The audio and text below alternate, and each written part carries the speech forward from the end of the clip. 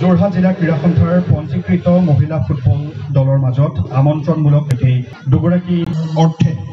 অসম জাতীয়তাবাদী যুৱ ছাত্ৰ পৰিষদৰ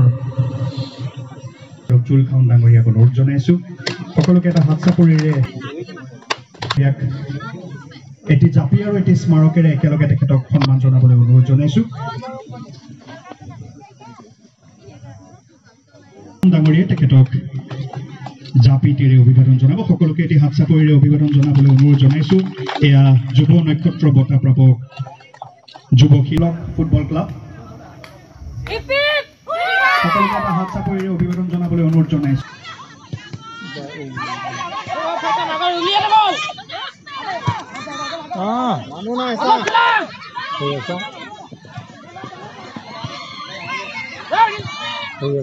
অসম জাতীয়তাবাদী যুৱ ছাত্ৰ পৰিষদ দক্ষিণ পশ্চিম আঞ্চলিক কমিটিৰ দ্বিবাৰ্ষিক অধিৱেশনখনি দুদিনীয়া কাৰ্যসূচী অনুষ্ঠিত কৰা হৈছিল আজি যেহেতু আপোনালোক সকলোৱে অৱগত যে দক্ষিণ পশ্চিম অঞ্চলত ঢলাজান খেলপথাৰত চাৰিটাকৈ যোৰহাট জিলা ক্ৰীড়া সন্থাৰ পঞ্জীভুক্ত চাৰিটা মহিলা দলৰ মাজত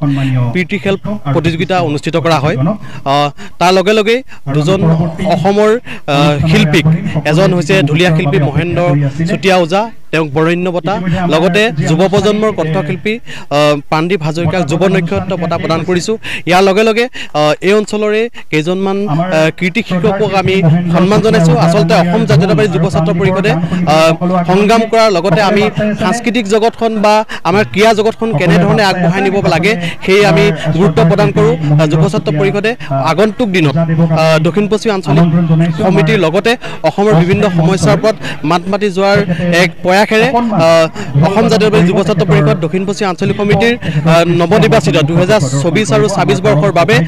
সভাপতি সঞ্জীৱ বনিয়া আৰু বিনোদ বনিয়া সাধাৰণ সম্পাদক হিচাপে এখন শক্তিশালী আঞ্চলিক সমিতি গঠন কৰা হয় আচলতে সংগীতৰ জগতখনত মই একেবাৰে ধূলিকণা আজি অসম জাতীয়তাবাদী যুৱ ছাত্ৰ পৰিষদৰ আমাৰ দক্ষিণ পশ্চিম সমিতিয়ে যি মোক মৰণ দিছে আচলতে মই বঁটাৰ কাৰণে কাম কেতিয়াও কৰা নাই একেবাৰে শিকিহে আছোঁ চেষ্টা কৰি আছোঁ আৰু ৰাইজে ইমানখিনি মৰণ দি আছে গতিকে সমূহ অসমবাসী ৰাইজক মই বহুত বহুত ধন্যবাদ জনাইছোঁ আৰু সদায় এনেকৈ আমাক মৰম দি থাকিব আৰু আপোনালোককো ধন্যবাদ জনাইছোঁ আপোনালোকে এই অনুষ্ঠানলৈ আহি ইমান ধুনীয়াকৈ শুৱনি কৰিলে অনুষ্ঠানটো গতিকে সকলোকে ধন্যবাদ এইবাৰ আমি দ্বিতীয় যুদ্ধ ঘোষণা কৰিম আচলতে প্ৰথমবাৰ যুদ্ধ গীতটি ইমান ধুনীয়াকৈ মৰম দিলে আমি নতুন গীত প্ৰাণেশ্বৰী গীতটিৰ নাম আজি প্ৰথমবাৰ কাৰণে মই কৈছোঁ প্ৰাণেশ্বৰী দ্বিতীয় যুদ্ধ আচলতে সেই গীতে আপোনালোকলৈ আগবঢ়াই দিম মোৰ যিটো জন্মদিনত প্ৰত্যেকটো গান ৰিলিজ দিয়া হয় গতিকে আপোনালোকে শুনিবলৈ পাব আগৰ দৰে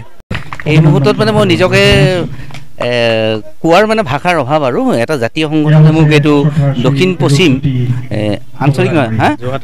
দক্ষিণ পশ্চিম যোৰহাট আঞ্চলিক সমিতিৰ অসম জাতীয়তাবাদী যুৱ ছাত্ৰ গতিকে এতিয়া শক্তিশালী এটা জাতীয়তাবাদী সংগঠনে জাতীয় কাম কৰাৰ কাৰণে এটা মোক স্বীকৃতি দিছে তাতকৈ মোৰ সৌভাগ্য একো তাতকৈ আৰু সৌভাগ্য হ'ব নোৱাৰে গতিকে নিজকে বহুত মানে অভিভূত হৈছোঁ গৌৰৱান্বিত হৈছোঁ যে এটা জাতীয় সংগঠনে জাতীয় বঁটা এটা মোক দিছে ঢোলৰ কাৰণে খুব ভাল লাগিছে আৰু তেখেতসকলক ধন্যবাদ জনাইছোঁ আৰু তেখেতসকলৰ দায়িত্ব আছে মহেন্দ্ৰ চুতীয়াৰ বঁটাটো ল'লে এই দায়িত্বটো শেষ নহয় যিহেতু এটা জাতীয় বাদ্যটো মহাৰিজা বজাইছিল মহাৰিজা নাই আমি আছোঁ আমাৰ পিছতো দুই এজন প্ৰজন্ম উঠিব লাগিব আৰু জাতীয় ভাষা কৃষ্টি সংস্কৃতি জীয়াই ৰাখি অসমীয়া জাতিটোক সবল কৰিব লাগিব মোৰ এইটো অনুৰোধ থাকিলে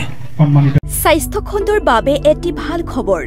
চেন্নাইৰ বিশিষ্ট চিকিৎসক দুটা দিনৰ বাবে উপস্থিত থাকিব অসমত কৰ্কট ৰোগৰ যত্নৰ ক্ষেত্ৰত আমাৰ বিশেষজ্ঞৰ পৰা পৰামৰ্শ লওক বিশিষ্ট চিকিৎসক ডক্টৰ সন্দীপ দুৱাৰাহৰ পৰা কৰ্কট ৰোগৰ লগতে মূৰ ডিঙি থাইৰয়ড আৰু পেৰাথাইৰয়ড আদি ৰোগৰ সঠিক চিকিৎসাৰ বাবে যোগাযোগ কৰক 15 নৱেম্বৰত ডিব্ৰুগড়ত উপস্থিত থাকিব ডক্টৰ সন্দীপ দুৱাৰা ডিব্ৰুগড়ৰ ঠিকনা হৈছে এপলো ক্লিনিক FWQ8+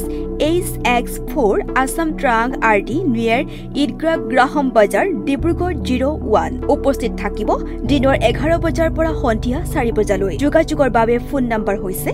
86 73881241 অথবা 7002033020 আনহাতে 16 নৱেম্বৰত উপস্থিত থাকিব তিনিচুকীয়াত ৰাতিপুৱা 11 বজাৰ পৰা সন্ধিয়া 4 বজালৈ উপস্থিত থাকিব ডক্টৰ গৰাকী তিনিচুকীয়াৰ ঠিকনা হৈছে Apollo clinic Nilima apartment Rangagora RD opposite hotel Jyoti Tinsukia 25 যোগাযোগৰ বাবে ফোন নম্বৰ হৈছে 7086444200 অথবা 7002033020